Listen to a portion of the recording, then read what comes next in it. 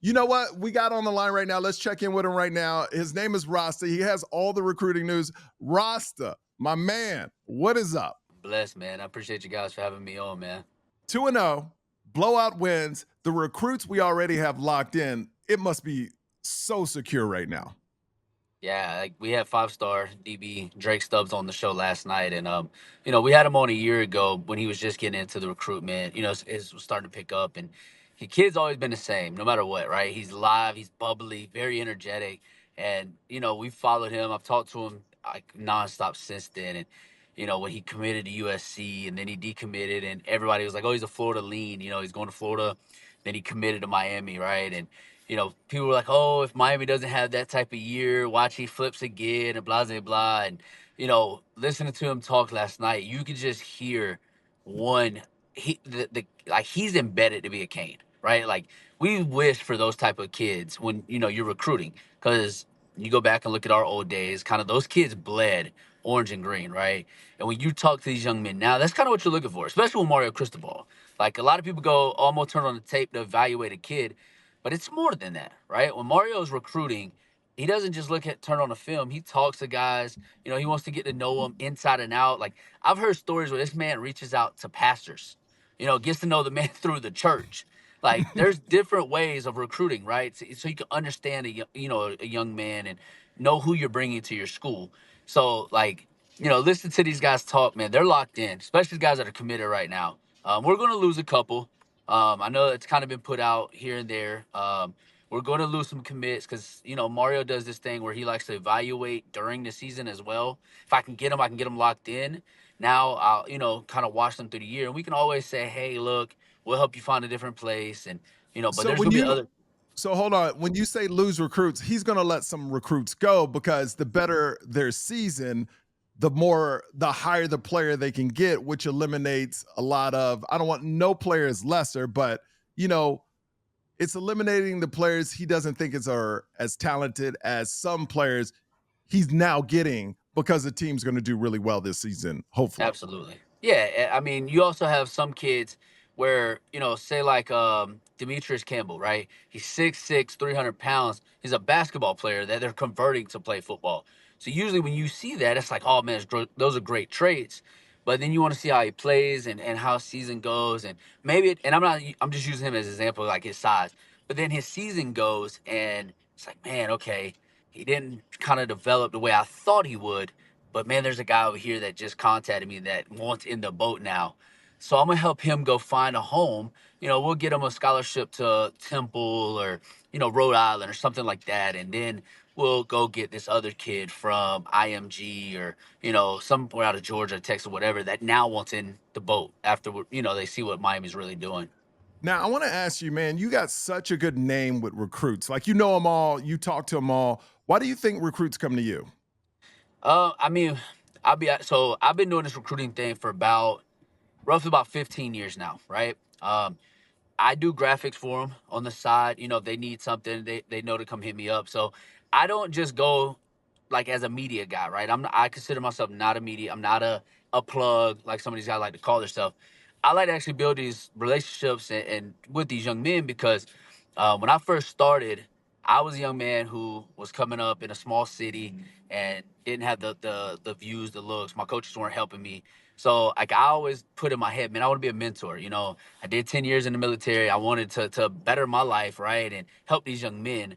So when I got out of the military, I kind of turned my focus into how can I benefit now, the youth and impact them. So I started kind of taking young men that didn't get the looks, didn't have the scholarships, and I took them all over the country, man. We went to Georgia and Oklahoma and yeah, obviously everywhere in Florida, but we just travel and they camp and all this other stuff.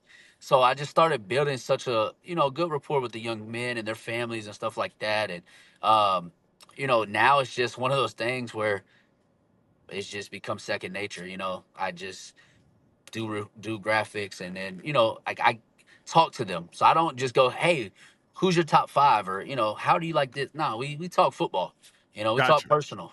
So And you're saying you help them like get comfortable on camera, things like that. Is that right?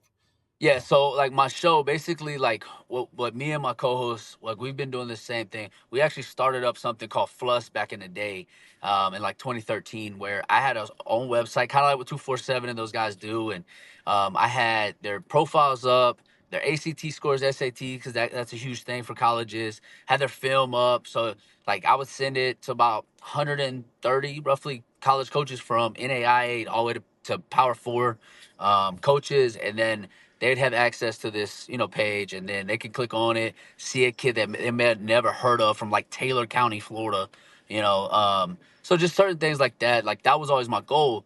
But then I couldn't turn that much focus. I had a family, so my time kind of got a little shrunk. So now I use this, my platform, to kind of get kids used to, like you said, being in front of a camera, doing interviews. But I want them to be comfortable in their own shell, right? It's not like I said, media, like, hey, I'm in your camera. We're just gonna ask number questions. Nah, we just chop it up, kind of hang out, and then like coaches can come see, these videos and interviews and stuff, and get to know the kid. We call it Sebastian Lane behind the mask, because getting Yeah. to know him, getting to know him behind that helmet. Now, Yeah, oh, go ahead, Rudy. I was going to say that really is a skill that people underestimate, is being comfortable on a camera, because I don't know if you guys watched any of the Tom Brady. That was not good. That was very awkward. And even just, even when you got a couple of drinks in you, like Michael and I were over at the Hurricanes tailgate party, and there were people that they were so much fun, but the second you put the camera on them, you're like, are you the same person? What Yeah. happened? You're not even this. Well, you're not even talking the same. Like, yeah. So I that's will. that's it's a very underestimated skill, and I'm glad that there is somebody to help some of these younger kids who don't know what it's like, to kind of guide them through that process. It's difficult. I will say it's all about the blue lot, though. It is all about that blue lot, man. Thank y'all for showing us so much love. It was Yeah. crazy. But Rasta, we only got a couple more minutes. I want to hit you up about this. What players are not committed to Miami, but now they're like, yo, what's going on? What about Joshua Moore? What about some other players committed to FSU or maybe to Florida? What's your take on this? Anybody close? I mean, obviously the one to always watch is Joshua Moore. He was right on that fringe, anyways. Like you were speaking on him. The thing with him is he kind of like a lot of these kids, right? They were tired of Miami saying, "Hey, we're back. Hey, we're bringing this to the table," and da da da. Now they wanted to see it in Mario's. If you notice, Mario's throwing the ball a little more than he normally does, right? And so a lot of times too, like those are guys to watch. Dallas Wilson, obviously, he's been one of the top guys on the board from day one. He's committed to Oregon. But then if you look on the defensive line, like that's the key position to watch. Like guys like Malik Autry, he's committed to Auburn. He was at the Florida game, and Miami's been on him for months now. That's nothing new.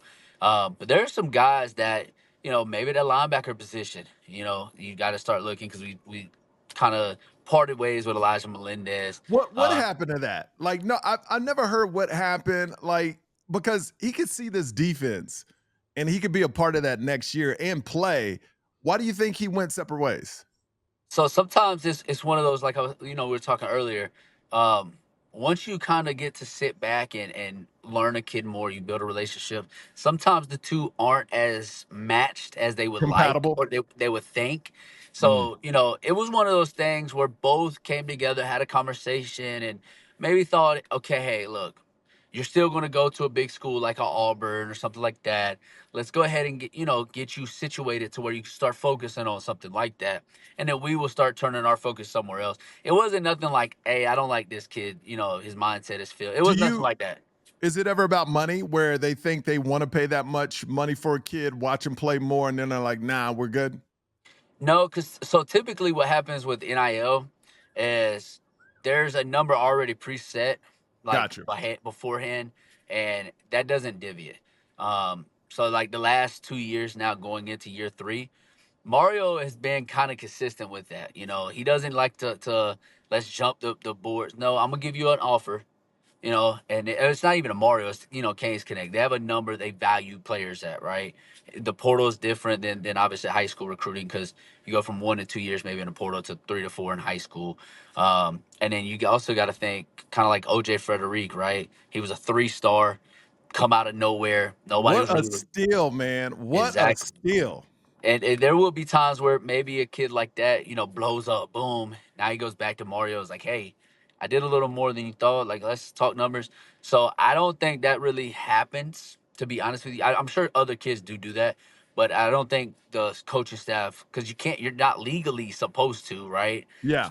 Have that talk. It's supposed to be K's Connect and all that. So, I mean, I'm sure there are kids out there somewhere, that do that, but I just don't think it happens a lot at Miami. All right. And my last question before we let you go. Why are they not playing AJ Allen? Why are they putting him in as the fifth back? Is there a story we don't know about, Rasta? So AJ's coming off a bad injury through last season. He's getting a little healthy this year during the summer and stuff like that. And the thing with Mario is he's not going to put somebody in when he's really not needed. Rather you get healthy. It's kind of like Ruben Bay, right? Ruben Bay can Yeah. go play right now, but it's one of those things, especially with injuries, right? It's very finicky. You don't want him to go out there, tweak a knee. Now all of a sudden you're out the rest of the season.